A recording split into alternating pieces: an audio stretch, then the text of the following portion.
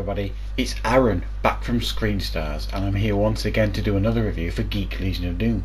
And today I'm here to review the 2017 science fiction horror film Replace, a film that is co-written and directed by Norbert Keil, and it stars Rebecca Forsythe as Kira, Lucie Aaran as Sophia, and Barbara Crampton as Dr. Krober.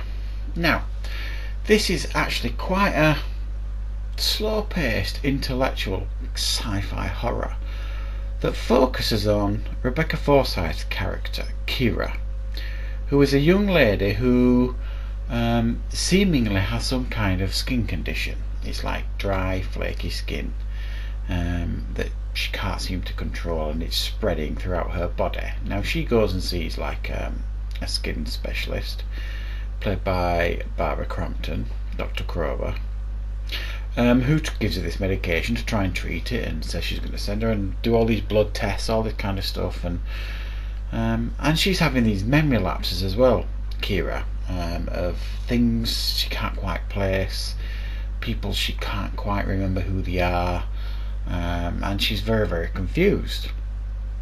And she has a neighbour called Sophia, played by Lucie Aaran, who keeps calling over and showing an interest in her as more than friends, you could say. So this goes on for some time, and then she kind of stumbles on the fact that this skin condition, as it continues to get worse and it doesn't seem to be helping any of the treatment she's getting from this doctor, she stumbles upon a treatment of her own, and essentially the treatment is that if she uses like fresh skin to replace the dead skin, it kind of freshens her up, freshens the skin up, and keeps her young and youthful. So she then feels like she doesn't have any other choice to maintain her youth and beauty other than preying on other young, healthy, beautiful women to kind of take their skin. However, there is a little bit more to this than meets the eye, as maybe this Dr. Krober and even her neighbour may not exactly be telling her the whole truth about her condition and her past.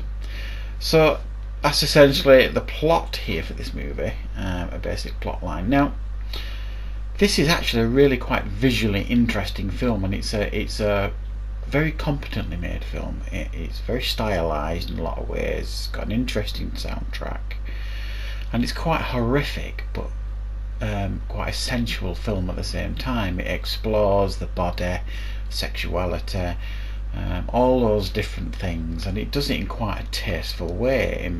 Even the horror aspects of the film are done in quite a tasteful way, and quite a sensual way, you could argue. However, it's also one of those films that some may class as a bit too art house, a bit too arty. It's one of those films that's it's quite clearly trying to give the message about, you know, people's fear of getting old, and you know, the body breaking down and all this kind of stuff. That's clearly the message that is sprinkled throughout this film, and it's not particularly subtle in that message either. And you've heard the phrase style over substance. Well, you couldn't throw that phrase at this film, because this film has style and substance. However, the substance that we are subjected to in this film, you could argue, is it's over stylized, a little bit self-indulgent, and arguably a little bit dull at times too. It is definitely one of those films that if you like quite intellectual science fiction horror films, if you like a film that's got hidden messages in it, or not so hidden messages in it, that gets you thinking about, you know, certain subject matters, then this is the kind of thing for you. Because like I say, it's competently made. There's very good performances throughout this, especially by Rebecca Forsythe, who plays Kira. Very beautiful young actress who plays this part actually quite nuanced, and it's quite an interesting approach to how she plays this part, because make no mistake, she does some very questionable things in this film. and she kind of maintains her dignity, which is quite a strange thing to say, but it's quite a strange film in a lot of ways. It's quite effective, and it is quite thought-provoking, but I do tend to think that a lot of people would also call it boring, and over stylized and a little bit too self-indulgent. It's you know, it reminded me in a lot of ways of things like the Neon Demon, not in its subject matter but in the way it was filmed, and its subtle but not so subtle approach to the subject matter. And I think sometimes the directors and the creators on projects sometimes try and overindulge and overcreate and sometimes spoil what essentially is quite an interesting story. But I do think there's a lot here to enjoy if you are a fan of the kind of film that I've described here.